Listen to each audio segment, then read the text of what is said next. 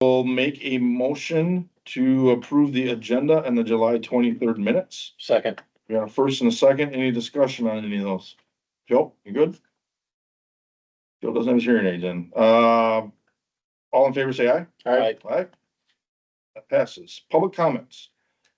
You guys have anything to say prior? No, you guys are good? Good. Nobody has any comments. Chairperson comments. I do have nothing. I don't have anything. So we will move in right to number 7, discussion and possible motion to approve one of the 2 garbage and recycling contracts from either Waste Management or Harders Fox Valley Disposal for the next 8 years, starting January 1, 2026. So everybody has. Were you here last time, Joe? Did you hear that? Did you hear the presentation last time? Were you up? You were here? I was sure. Lon, were you here? Yeah, I was here. Okay. Does anybody have any questions or discussion on any of those? Well, I mean, the biggest thing is that, Harders would. Or haters would, Harders would pick up bulk pickup. Otherwise, Waste Management won't. Or they will, I shouldn't say that they won't, they will, but it's $30 an item. You know, which I don't really see as a huge problem, but for one, you know, it's an extra cost. 2, who's gonna bill that out to the people that have the item out? If I call and say, hey, I have a couch, and they're gonna pick it up, they're gonna charge the village $30. What are we gonna do? Who's gonna bill it out to that person? And is that person gonna pay? If they don't pay, who's gonna be stuck with the bill? I thought the landowner had to pay from the get-go. No. Right now, Waste Management does bulk pickup. It's included in our yearly contract. So I'm gonna suspend the rules just so we can ask questions. Yeah. Yeah, So my question would be, like a bulk pickup, is that invoiced through you guys, or is it invoiced to the village and then at the end of the year, Ben, that added cost, if I had 4 items or whatever, is gonna be a part of the property tax bill with the garbage pickup? If you have the capability of passing the cost on directly to a specific resident, then we can go that route. Otherwise, we could bill that resident directly. It would be prepaid and billed directly to him or her. So the second question I got is, what is backing up that decision to charge for the bulk pickup? Different than the last contract? Just the labor involved in it, and we wanted to offer an alternative solution with those roll-off boxes twice a year, every year for a spring or a fall cleanup, to where residents can bring it at no charge. That part is included in those rates. well, Ours would continue the way it is right now. Period, no charge. Ben had given 4 monthly examples, 4 separate months.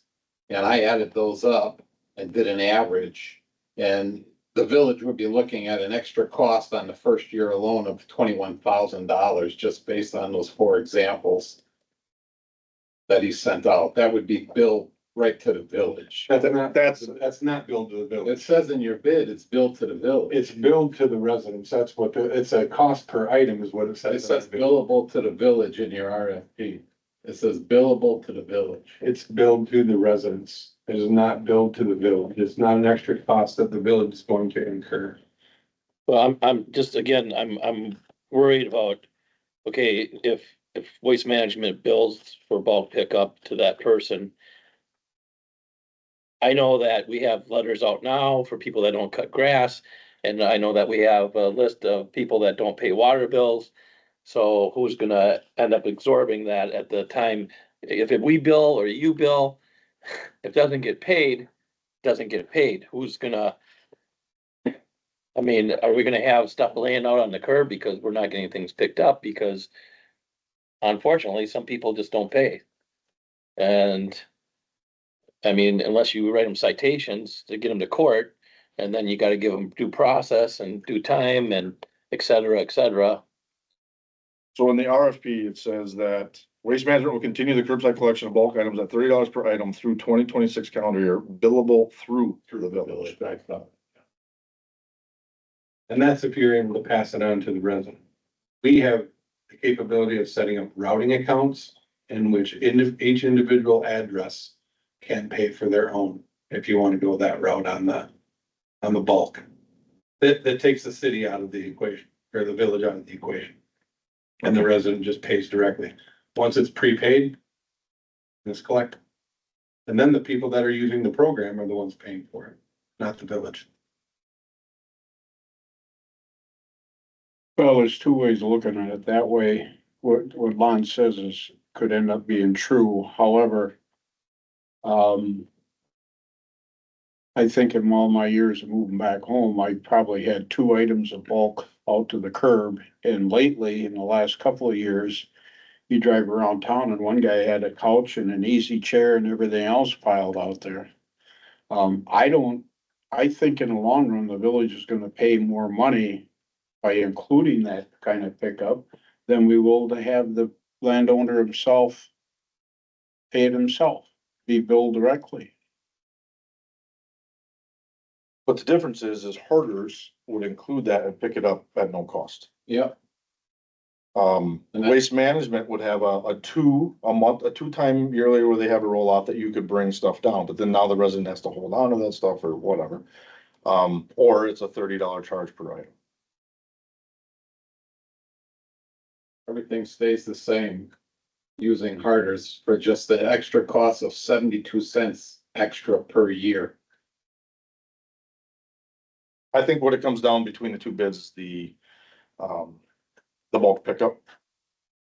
The additional cost to the residents versus, and who knows, maybe after the contract, Harder's gonna add that to their contract next time. I don't know. Can't speak to that, but But we're locked in for 8 years. yeah. And in that 8 years, the contract stays the same. There's no minus the cost of living adjustments or whatever. The CO, whatever it was called, COI. There's CPI. CPI. Yeah, that's the same for. But the details in the contract don't change. 4 years, you're not gonna come and say, well, whatever has a lot of bulk things, we're gonna add that. He reviewed the lists that Bennett submitted and said, not a problem. So I think what it comes down to is both programs are great. You know, we've had Waste Management for 8+ years. I don't think there's really any issues or has been any issues with that. Honestly, until your pitch with Harders last month, I didn't remember seeing any of the blue Harders trash cans and stuff. Now that I've met you and I've listened to your spiel, I see more of them out there. Yeah.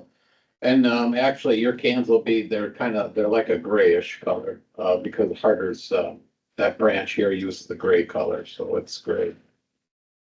So Ben, do you have anything to add?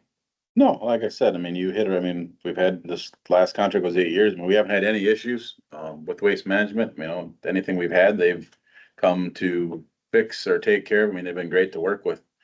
So like I said, it's, you guys decide when it comes to any issues. I will not have any issues with, either company or Waste Management. We haven't had any issues over the years, so they've definitely been a great company to work with. Joe, do you have anything else? No, I just basically, will vocalize my true feelings, and it's that, I've had no complaints as a resident with Waste Management, and so I just don't know why I'd vote against not offering them another 8 years. That's where I am. Juan? I haven't had an issue with Waste Management either, but I am concerned about the bulk pickup. And because of the bulk pickup, and I know how the demographics of the village have changed, I have a bad feeling that end up having more stuff out for bulk pickup that we would not be able to collect the $30 for. So I'm willing to change and go to Harders and give them a shot for 8 years. Because of the bulk pickup, I just think that we would just have a big mess charging people the $30, or even if they charge them, I think it's gonna be, you know, I like the idea that they wanna bring the dumpsters twice a year. I know people aren't, and then if they do, we'll probably get everybody and their brother from all different communities throwing stuff in that dumpster, that who knows what. I think that it's time for a change because of the bulk pickup. One of my concerns is we have a lot of landlords, stuff like that. I've had rentals that I've had to take care of or whatever, and people leave all their crap.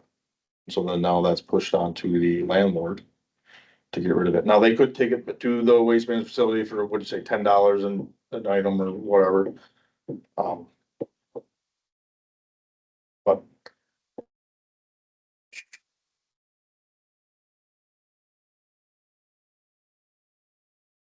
I'm kind of agreeing with you, Lon. Um. But it's ultimately up to the entire board. Correct. Um.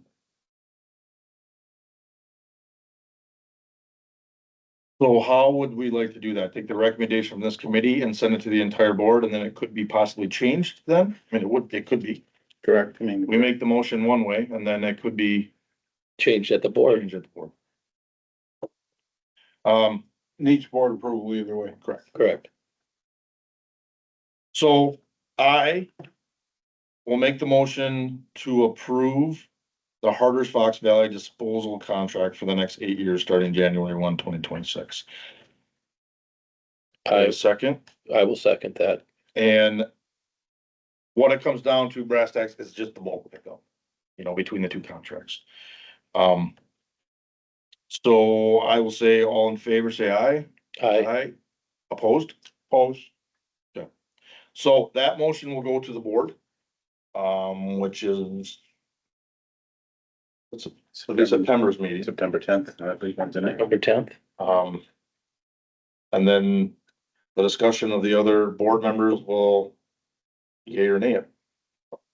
But as far as this committee, we're moving it forward that way. So I thank you guys for your time, Thank you very much. the opportunity to listen and learn from that. So do you guys have anything else that you guys wanted to say?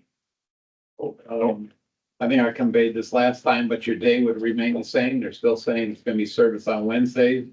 Actually, I pulled up your calendar that you have online, and the recycling falls on the same schedule they do. So I believe today was, trash only, I think. Yep. Yep, that's the same way our schedule would be. So there's virtually no changes to the resident, except they're getting all brand new hard carts. And it would be business as usual.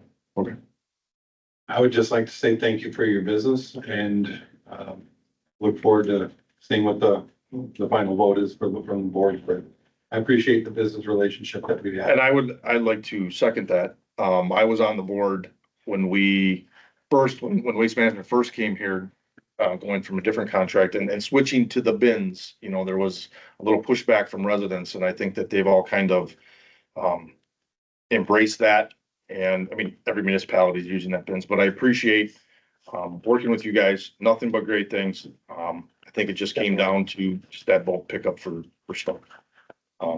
So we look forward to entertaining, another bid in eight years, or unless something happens.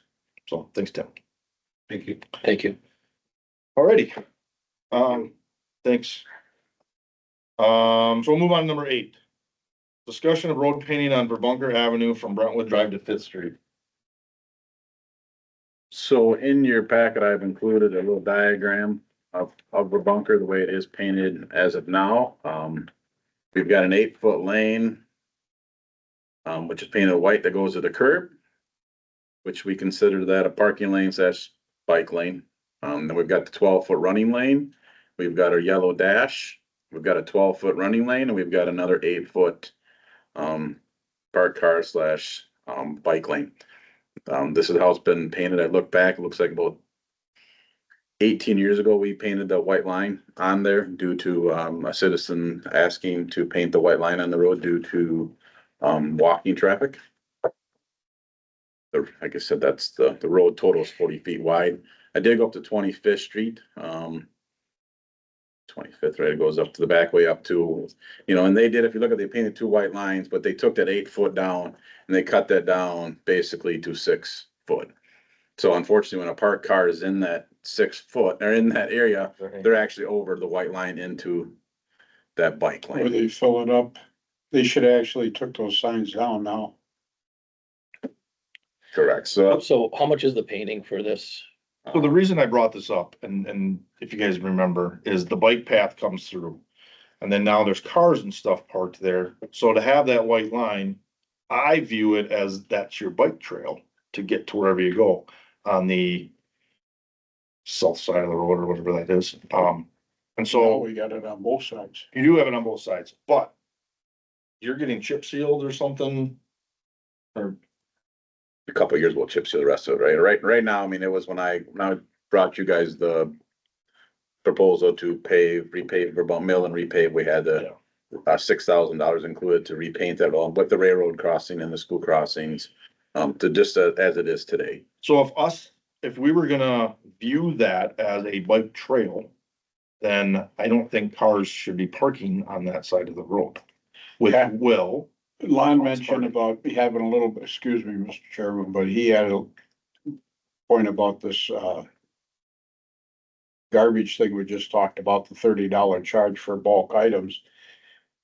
If you do away with parking either side of that road for motor vehicles, the uproar will be I don't know. quite furious. And I just, actually, in thinking about it, if you're gonna be chip sealing, that road should be done all the way from Fifth Street to Port Road the same.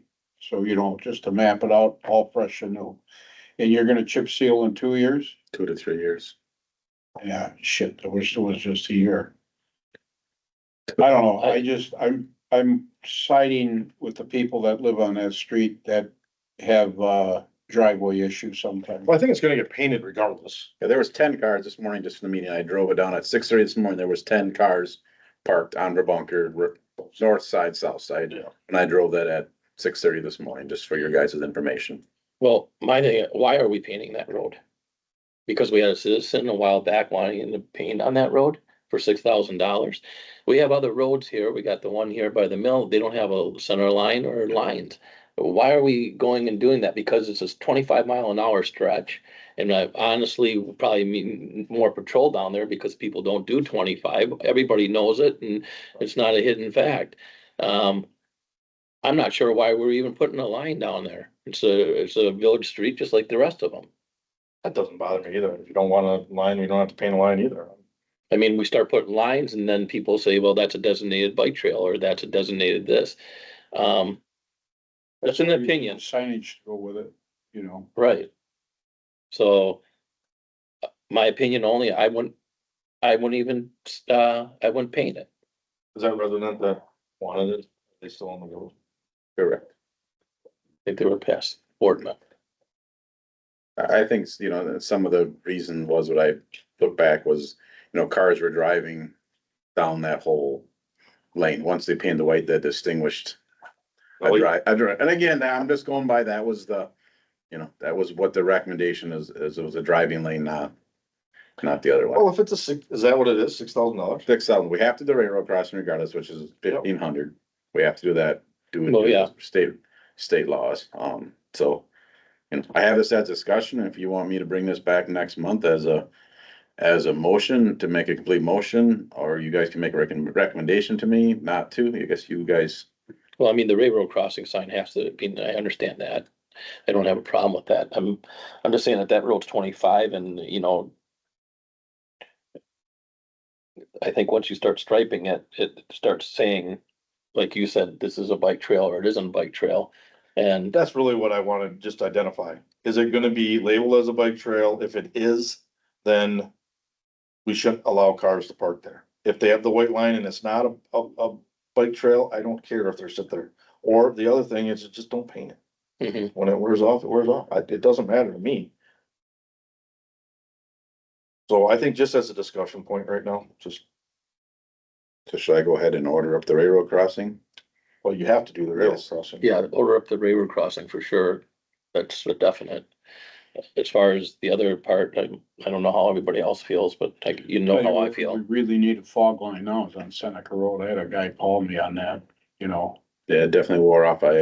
Same company did get a quote. I gotta work this winter with obviously Seneca and Wisconsin Rapids, cause that's being a three-way split, we've gotta make sure everybody pays their share, unless we're just gonna pay on our side, which I don't believe we'd wanna just pay on our side without giving a hold of Seneca. Well, I don't think we're under any obligation to paint a line there. And bikes aren't pedestrians. It's like at a crosswalk. If a kid rides a bike through a crosswalk, he gets hit by a car, he's a motor vehicle, he's going against traffic. And I Not a motor vehicle, but a vehicle. Mhm. believe the bike etiquette is you have to, both sides, it's not north or south. I think you always have to travel. We can't just say one side's a lane, right? Both sides would have to be considered bike lanes. I wanna go off table and ask Eric. I'm just gonna comment, as a bike rider, who bikes 3 or 4 times a week from Nepco Lake all the way to Whitter, on Homeline Road, there's a 3-foot. Like, doesn't call a bike lane or whatever, but there is a bike line. That's just the fog line on the road. 3 feet that nobody's gonna park on that, right, because it's so small. But on 32nd Street, nothing, and it's fine. Griffith has the same small, piece, a very busy road, same small piece there. Doesn't say it's for bikes or whatever, but on 20th and Airport Road and 16th, it's fine. There are no lines there at all. I've never run into any problems with biking on that. They're moderately busy roads, but certainly Griffith is and Conline Ridge, and so just saying, you could either have a line that, you could either paint a line that's too short for have anybody park to, or you could do away with the lines, either way. I think my biggest discussion point, what I wanted to see is with the new bike path coming through, if we were gonna designate a side of the road or both sides of Verbunker as a bike trail. If we're fine not doing that, and we can just leave it alone, we can, whatever, it was just my discussion point that I wanted to bring up. And I think I agree with Joe on that, is if we would do that, then we have to sign it and everything else. So I would think that the best thing would be to leave it alone. I think there'd be upset residents that they can't park there. I'm fine with that. The bike trail on any street, you have to put it on both sides. Because they cannot go against traffic. But And what about over by the fire department? The fire department has a bike trail painted on the sidewalk, right? Yep, Well, it's yellow, we'll let it mellow, we'll just, So at this point, your recommendation to me is like the railroad crossing done and leave everything else the way it is. that's what I would recommend. And if we have concerns, we can address it next year and for the painting. If people have concerns, I'll tell them they can come to the Public Works meeting to discuss their concerns on the painting of the lines. Correct. Okay. If you need fog lines on a 100-foot road, then you probably shouldn't be driving on the road anyways, so. To save $6,000, take $6,000. Okay. Discussion of Range Line Road. So. It's that time of year. You know, everybody that's been on the committee has heard it, seen it, heard from others. The majority of the people that we hear from are non-residents that use it as a shortcut. Joe will tell you that that's not a shortcut, but anyway, but that's our road. I had Ben reach out and just get a quote on what it would be to put little mix of pavement over top. And that's the number that you see. So it's no different than what it was last year, 5 years ago. I just wanted it in the minutes to show that it's $72,000. And that's the entire spot or just our spot, whatever's owned. That is a Port Edward spot only. So that's our piece of it. And we already have talked to other municipalities and they have no interest in who's it? we've already talked to other municipalities in the past. Grand Rapids I could see basically, but, Saratoga's already. been over. Saratoga is the main user of that road. So I just wanted it in the minutes. We can discuss it, we can just leave it, but that's what it would cost for our piece. The proximity of Sampson, for Christ's sake, I the know, and I- proximity of Eighth Street. You go, and I'll tell you, my youngest daughter lives in that subdivision, Country Lane. And we went for a walk one night and there were about 15 cars came down Golf Course Road, past the golf course. Get to the stop sign that is now there, a three-way stop, Yep. and not one car stopped. The funny part was, one of the guys I had arrested for speeding years ago and recognized me and he hit the brakes, but anyway. Yeah, it's just, and then they way over the 35 mph speed limit on Pepper to catch up. Oh, yeah. They got a speed to get, somebody can go down Sampson all the way to Pepper. And then just. Yeah. But, and, you know, and I know it's our road. My only other recommendation on that is maybe to change the speed limit to 25 and see if people are still gonna wanna take it as a shortcut going 25. What I is it now, 35? think it's 45, or is it 35? I think 35. But, can we, Does the that's not our, village even have the speed sign on our section? Yes, there's two. I was over there. 35? I think it's 35, I don't. Okay. and I don't know if, reducing the speed there would deteriorate for people. Probably not, but it would be, hey, it's 25. I'm not gonna go down 25. I'm gonna go up to Sampson and go into the city. Just a thought. I think that'd be in a different committee, that'd be in planning and ledge to change the speed limit on that portion of road. Yeah, it would be, recommendation from the police department probably, or I guess the public works department to PLP. Just a thought. So the intent was just to put it in the minutes, if anybody asks, $72,000, and if we have an extra $72,000. That's a lot of those Nemco Lake Road people too, you know, I mean, geez, you have just speed up there and then they go up the hill and then they go on their. Oh, hi, chief, how are you? I didn't know you came in. So your minutes will just say $72,000. $2,000, and, I guess we'll see if there's a surplus at the end of the year or. Yep. Correct? Yeah. So moving on, number 10, Department of Public Works report. I'll make it short and sweet because we're getting down there, but, been busy finishing up our streets and roads projects. Today they finished up all the street painting, crosswalks, no parking, fire hydrants, all that road painting. Our bunker is completed. We're just waiting on the decision on the road paint, so we'll go ahead and get the crossing painted. The lining is scheduled to be done middle of September. Once I get a better confirmed date on the Little Creek pipelining, I'll let you guys know. They were out the other day and started, making sure everything looked good.